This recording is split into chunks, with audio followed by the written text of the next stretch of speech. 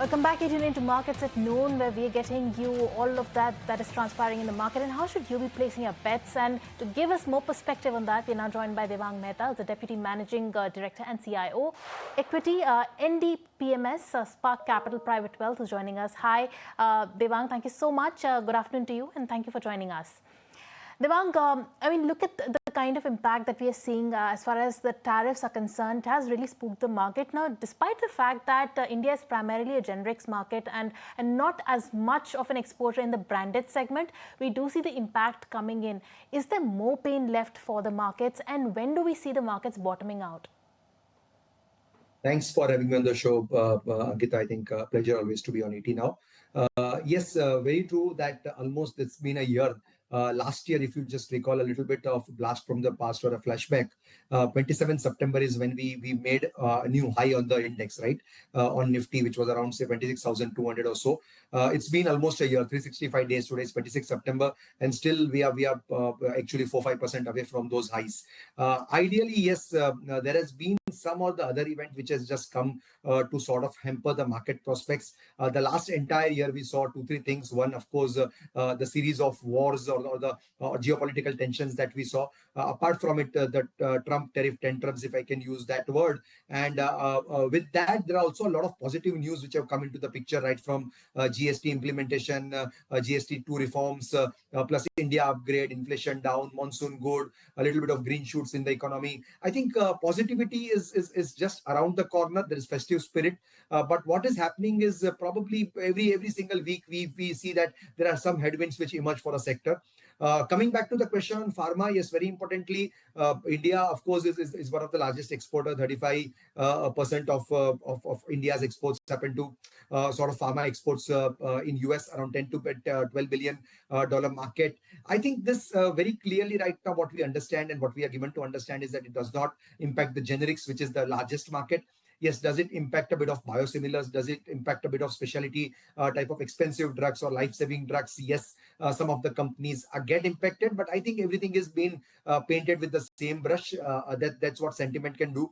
We also know that IT face a similar problem, and right now it's time for pharma. So anything that has global linkages is prone to some bit of volatility or rather uncertainty is what I feel. Devang, good afternoon. Grow through what you go through. Let's start with that. And yes, of course, you can use the line Trump, tariff and tantrums because it's these tantrums that are adding up to the heat at present. But considering all of that and looking at the market's texture right now, the domestic front, we see there are a lot of economic indicative actions and barring what's happening in the global market, the Indian markets are still trying to show some sort of mature picture. What are the sectors at present, or what do you think should one do to strategize their portfolios in a mature way, just like the markets are behaving? Yeah, Mansi, very truthful, and I think you reiterated what I said, that grow through what you go through, and that applies everywhere, right? That applies in your lives, in your personal, professional lives, as well as markets. And right now, we all know that after 4-5 years of great periods of great returns in the market. Across the board, right? You are going through a bit of pain, if I use that word. It's not even a pain, because as I said, it's just been a year of lost returns, and one has to probably take it with a pinch of salt. So you have to sort of, again, grow through what you are going through, and you are going through a patch in the market where FIIs are right now absent, right? Local domestic is extremely strong. You need to focus more on which sectors, that's the question, and I think I'll talk more about that.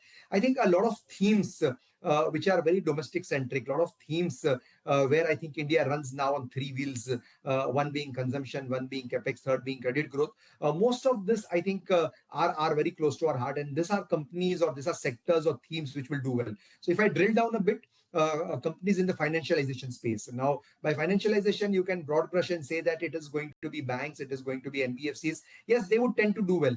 But out of the large pool of businesses that exist in the financial universe, I think a lot of interesting businesses in the wealth management space, in the AMC space, or depositories or exchanges, this look interesting. I think most of this have gone through a correction because of obvious reasons. One, these are a bit cyclical, so they have gone through some corrections. I'm not saying buy it at one go, But you need to probably have a strategy to accumulate this type of companies where this will show probably 18-20% type of growth over the coming next 2-3 years. So one is financialization. The second is, as I always talk about, capital expenditure type of themes. And I know this last 3-4 years, I think market has been kind to these themes where a lot of companies have sort of ramped up their execution skills on this side. A lot of companies have order books which are full for the next 2-3 years. And I think all these companies have shown good operating leverage come into the picture. So my sense, a lot of subsectors like power automation, engineering, manufacturing, ER&D,